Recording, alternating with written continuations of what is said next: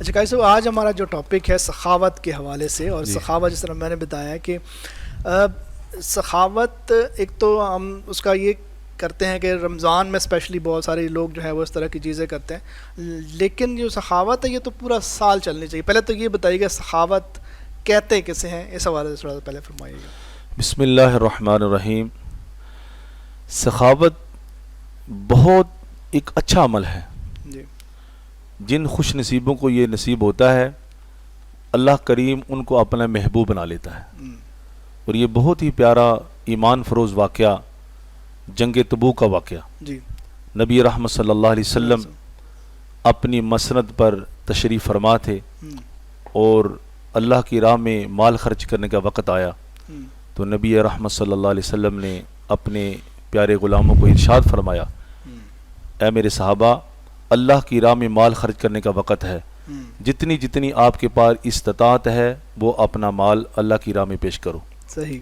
تو تمام صحابہ کرام رسالت مآب صلی اللہ علیہ وسلم کی اس گفتگو کو سن کر اتنے محبت شوق کے ساتھ بس نکل پڑے، اور ہر صحابی رسول نے یہ عہد کیا کہ آج ہم نے اپنے دوسرے بھائی سے زیادہ سبقت حاصل کرنی ہے. جن میں حضرت عمر فاروق رضی اللہ تعالیٰ عنہ فرماتے ہیں کہ میرے دل میں خیال آیا کہ آج میں اپنے پیارے بھائی حضرت ابو بکر صدیق سے سبقت حاصل کروں گا. گھر میں کے آدھا مال اکٹھا کیا تو آدھا گھر میں چھوڑا تو آدھا مال رسالت مآب صلی اللہ علیہ وسلم کے قدموں پر نشاور کر دیا. جی. تو ربی رحمت صلی اللہ علیہ وسلم نے ارشاد فرمایا، پیارے عمر گھر میں کیا چھوڑ کے آئے ہو؟ یا رسول اللہ علیہ وسلم آدھا گھر میں چھوڑ کے آیا ہوں، آدھا بارگاہ رسالت مآب میں پیش کیا ہے.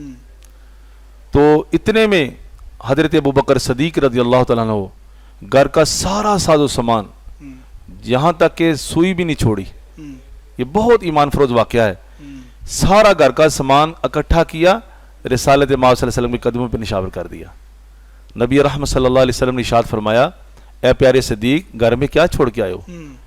حضرت پیارے ابو بکر صدیق رضی اللہ تعالیٰ فرماتے ہیں، یا رسول اللہ صلی اللہ علیہ وسلم فدا کا امی، گھر میں اللہ اس کا رسول ہی کافی ہے. کیا بات، کیا بات. گھر میں اللہ اس کا رسول ہی کافی ہے، یعنی کہ ہر چیز رسالت مآب صلی اللہ علیہ وسلم کے حکم پر اللہ کی راہ میں خرچ کر دی، قربان کر دی. یہ تو ہوئی نا کہ جو ایک عمدہ مثال جس طرح آپ نے بتائی. کہ ایک اور چیز ہم دیکھتے ہیں کہ رمضان میں اسپیشلی جو ہے وہ سخاوت کو زیادہ لوگ جو ہے پسند بھی کرتے ہیں اور زیادہ کر بھی رہے ہوتے ہیں، لیکن جو ہی رمضان ختم ہوتا ہے تو پھر وہی روٹین چل رہی ہوتی ہے. ابھی میں کل کے بلکہ ایک شعر میں پڑھ رہا تھا، ابھی مجھے ایگزیکٹ یاد نہیں، لیکن اس کا جو لب لباب یہ تھا کہ عید کے بعد بھی بھوک لگتی ہے. اللہ اللہ. یعنی کہ صرف رمضان میں ہی بھوک نہیں لگتی، رمضان کے بعد بھی بھوک لگتی ہے، پیٹ وہی ہوتا ہے. تو اس میں ہم بہت ساری چیزوں کو بھول جاتے ہیں. تو اس حوالے سے ذرا فرمائیے گا کہ سخاوت جو ہے وہ ایک تو ضروری کتنی ہے اور پھر باقی دنوں میں کتنی ضروری ہے.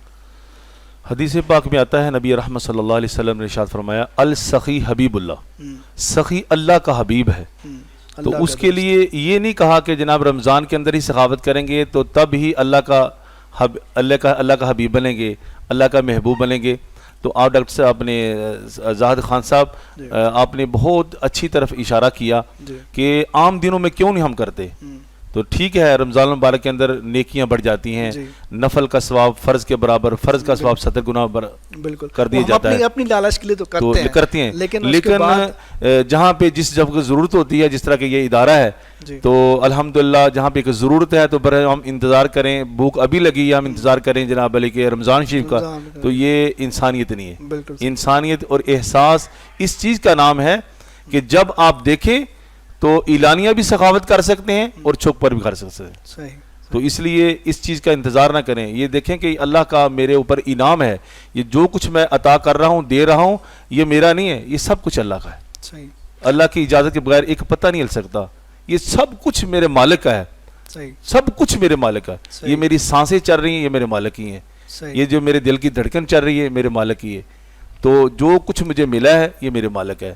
اگر میری جگہ پہ کوئی غریب ہو تو میں وہاں پہ کھڑا ہوں تو وہاں وہ بھی تو ایک انسان ہے. بالکل صحیح. تو اس لیے ہمیں احساس پیدا کرنا ہوگا. ہمیں اپنے معاشرے کے اندر اپنے گرد و نما جہاں پہ ضرورت ہے وہ ہماری واز ہم اس کی آواز کا انتظار نہ کریں بلکہ اس کی آواز سے پہلے ہم اس کی مدد کے لیے پہنچیں. صحیح. اچھا سخاوت کے قاری صاحب یہ بتائیے گا کہ کیا کیا طریقے ہو سکتے ہیں, کس کس طرح سے سخاوت کی جا سکتی ہے؟ ویسے سخاوت تو یہ اللہ تعالیٰ کی راہ میں مال کو خرچ کرنا ہے, لیکن کون کون سے ایسے مواقع ہیں جو زیادہ بہتر ہوتے ہیں کہ جس ٹائم آپ کو مطلب اس ٹائم زیادہ سخی ہو جانا چاہیے آپ کو؟ دیکھو سب سے پہلے تو خان صاحب یہ ہے کہ جب کسی کا کوئی ایسا ایک امر پیدا ہوتا ہے, خوشی کا موقع بھی ہوتا ہے جی. اور غمی کا موقع بھی ہوتا ہے, یہ دو موقع بڑے بڑے اہم ضروری ہوتے ہیں. تو ایک سفید پوش آدمی جب اس کے ہاں خوشی ہوتی ہے پھر بھی اس کے لیے بڑی ضرورت ہوتی ہے صحیح. سخاوت کی, پیسے کی. جب غمی ہوتی ہے تو پھر بھی مال کی ضرورت ہوتی ہے. بالکل. تو اس کے اوپر ایک بہت غم کا پہاڑ ہوتا ہے, لیکن اس وقت کبھی کسی نے یہ نہیں کہا کہ بھائی آپ کے ہاں کوئی پیسے کی کمی ہے, کوئی ضرورت ہے, گھر میں کوئی راشن ہے.